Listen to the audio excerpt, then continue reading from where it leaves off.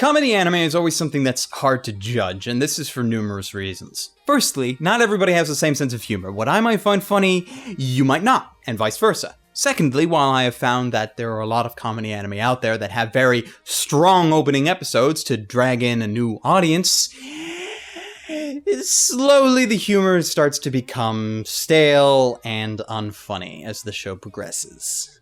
I remember last summer there was a show called Hayore Naruko-san that had a really strong opening episode. It was like, I think I ranked it like my favorite opening episode out of anything that season. But ultimately, I ended up dropping that show after episode 3 because by that point, it just wasn't as funny as it was when it first started, and it had me kind of depressed about it, actually. But today I'm going to be looking at a comedy anime that, even though it only has had its first several episodes, people have been saying is amazing!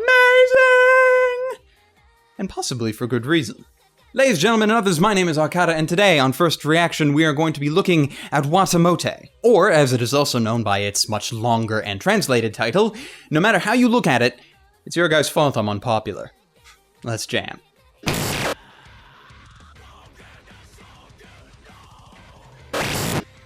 I'll be honest, when I first read the description for Watamote over on AniChart, shout out to AniChart.net by the way, I figured that in some ways this show would be like a gender-swapped version of The World God Only Knows. To a degree, as it prominently likes to point out that our main character Tomoko has over 50 years of dating experience. With virtual guys. It's for the best I think that it turns out my assumption was false. As while she does play an excessive amount of dating sims, she's not obsessed in the same way that Keima is. So then, what exactly does this plot entail? Well, our heroine is an unpopular girl who is kind of a heavy shut-in, not even able to properly converse with anyone outside her family, but at the same time she desperately wants to become popular. Of course, not those kinds of ditzy, idiotic popular kids that she always sees in her classes. She thinks, though, that everything will be fine once she makes it to high school, because, as we all know, high school is the most interesting point in anyone's life, so there it might get better. Right?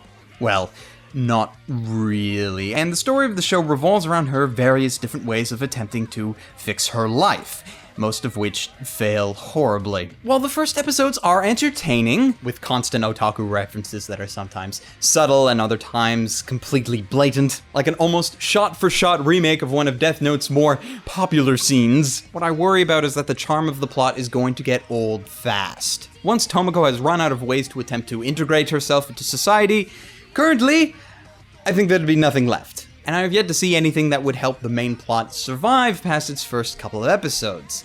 It's not to say it won't happen, its charm is what's pulling everything together at the moment, and if it can just move into a position where a longer scale story could last, then really it's golden. I just simply don't think it's gotten there yet. And I have yet to see what may come about in the main plot that'll help the show survive past its first couple of episodes. I am hopeful for the show, however, mainly because of how relatable I'm finding it. Granted, I don't feel like my own social situation is like hers, but I do remember a time, funnily enough, it was at the beginning of high school, where my social situation was extremely similar to hers, only I went about it a different way like most people would. So I do plan on continuing to watch Watamote, though I do leave open the possibility that I may be dropping it after the third episode. Granted, it's only supposed to be a 12-episode series, so it's possible that its short series length might help to make up for the fact that there might not be much there.